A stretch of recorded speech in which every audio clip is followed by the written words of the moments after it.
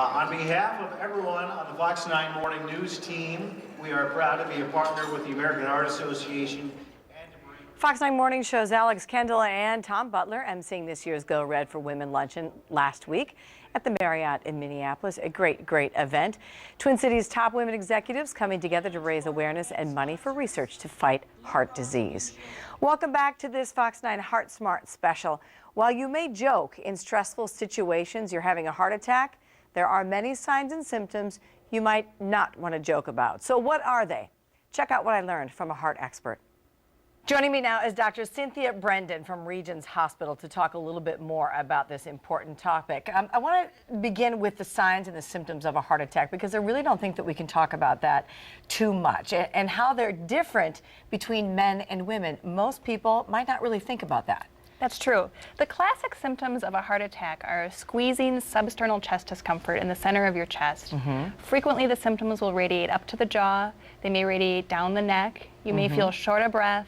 You may be real sweaty. Those are the classic symptoms of a heart attack. Sure, for both sexes. For both sexes. Okay, so then if you're female, what am I going to feel differently?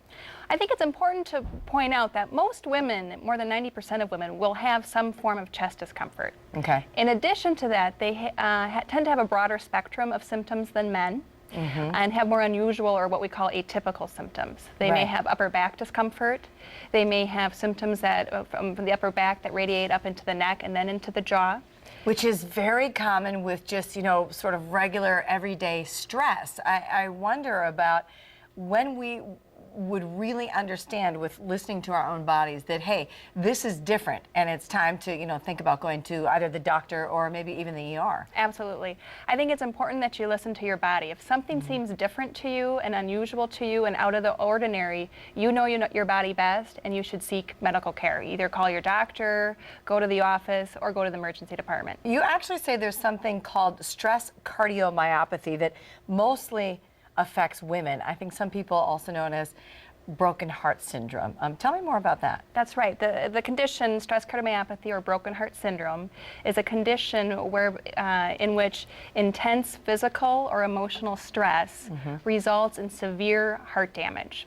Or severe heart weakness, I should say. So this is real. This is not just something that we hear about and we say, oh, you know, this person died of a broken heart. I mean, this is a real physical problem. Yes, it can occur under any intense emotional stress, such as the death of a loved one, during a period of intense fear or anxiety. And it also can occur under physical stressors, such as after surgery, after a stroke or other illness. The good news about stress cardiomyopathy is that it's completely reversible. People recover and there's no lasting ill effects. What's the treatment?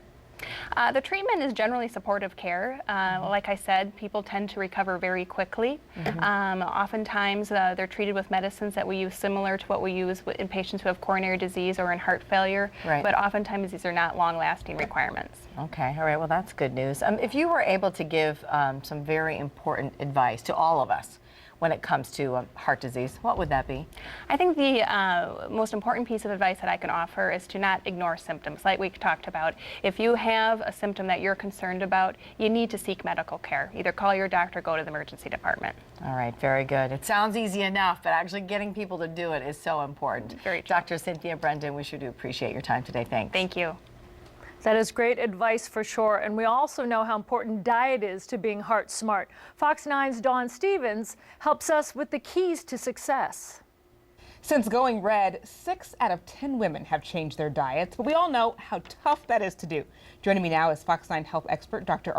Giorgio, who is also on the board of the American Heart Association and the incoming president. Thanks for joining us. Thank you for having me. Okay, diet. Boy, it's like a 4-letter word to a lot of women, but yet we know it's so important for our heart health. So, Dr. Giorgio, where do we start with it all? I think where we all have to start is recognizing that a diet is about a lifestyle and it's not a 2 to 3 month project or goal. You have to just accept the fact that it's going to be part of the rest of your life. And the American Heart Association supports that by endorsing what's called the DASH diet. We've heard a lot about the DASH diet lately, the last few years, as a matter of fact. Talk about the DASH plan. The DASH plan which was also endorsed by U.S. News and World Report as the best diet for the last 3 years, really relies on some basic principles. Less red meat, whole grains, less amount of salt. But, you know, I was at an American Heart Association meeting, since I am on the board, and I saw a national cardiologist really give some great tips for an easy way to remember the DASH plan. And it's eat whole foods, not processed. Have foods that are prepared by you, not for you. Have whole grains that aren't tied together by sugar and salt. And then have a high fiber, low salt diet. And, you know, I think that sometimes those easy tips, easy ways to remember a diet allow you to make it part of a larger lifestyle. I think so many times we talk about using common sense. This would be one of those cases where when you hear what you should be eating versus not eating, it's really common sense. It just makes sense, whole grains and all that good stuff. So that's not too difficult. A lot of people have common sense. They can do that.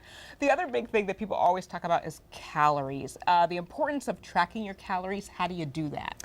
Well, we do have to eat heart healthy, but even eating too much of a good thing cannot be good for your heart health, because if you eat too many heart healthy foods, you're going to gain weight. And as we know, being overweight is a risk factor for heart disease. So yes, you need to keep track of your calories. Even the DASH plan supports that. There are different versions of the plan that accommodate to what your individual body's needs are. But as a general rule, women who have moderate amount of exercise need about 15 calories per pound of ideal body weight to maintain their weight. So let me give you an example. I'm about 110 pounds. 15 calories per pound means I need about 1,650 calories per day. If I didn't exercise, I'd need about 13 calories per pound per day. Interesting. Love that. Okay, that's nice and simple. Everybody can do the math to figure it out. Right. Here's the tough question. Final question. How do you get on track? And more importantly, maybe how do you stay on track and keep it going? Well, the first thing that you want to do is keep a daily food log. And there are lots of studies that show that people who keep a daily food log lose more weight, in fact, 6 pounds more weight than people who don't keep a log. And that's because you have to be aware of your behavior in order to change it. The second thing is don't skip meals, and especially don't skip breakfast. Heard that one before. And your breakfast should be high protein, high fiber, so skip the English muffin. Even though it's only 130 calories plus a little bit extra for butter and jelly, it's not going to keep you full. Go for some Greek yogurt and some bran cereal. And the third thing is take your lunch to work, because when we eat out, we eat many more calories than we would have packed in our own lunch. It'll save you some money too. Love it. Great, important tips, especially when you talk about staying on schedule, because when you look at that piece of paper, it kind of holds you accountable if no one else does, right? All right. Thank you, Cardiologist. We appreciate you joining us today. Thank you for having me.